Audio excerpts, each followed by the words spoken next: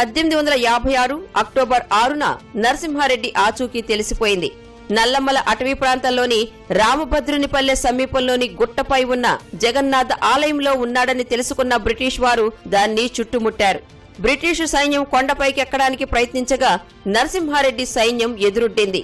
ఈ క్రమంలో Narasimha Reddy తూటాకు captain Norton బలయ్యాడు. Narasimha Reddy సైన్యం తక్కువగా ఉండటం, ఆంగ్లేయుల బలం ఎక్కువగా ఉండటంతో పరిస్థితి చేజారింది. తూటాలన్నీ అయిపోయాక కత్తి పట్టుకుని యుద్ధంలోకి దిగారు నరసింహారెడ్డి. యుద్ధంలో బాగా గాయపడిన నరసింహారెడ్డిని ఆంగ్లేయులు బంధించారు. ఆయనతో పాటు 901 మందిపై కేసు పెట్టారు. వీరిలో 412 మందిపై నేరం రుజువు కాలేదు. 273 మందిని పూచీకత్తుపై వదిలిపెట్టారు. 112 మందికి 14 నెలల నుంచి 5 ఏళ్ల దాకా శిక్షలు పడ్డాయి. కొందరికి ద్వీపాంతర శిక్షలు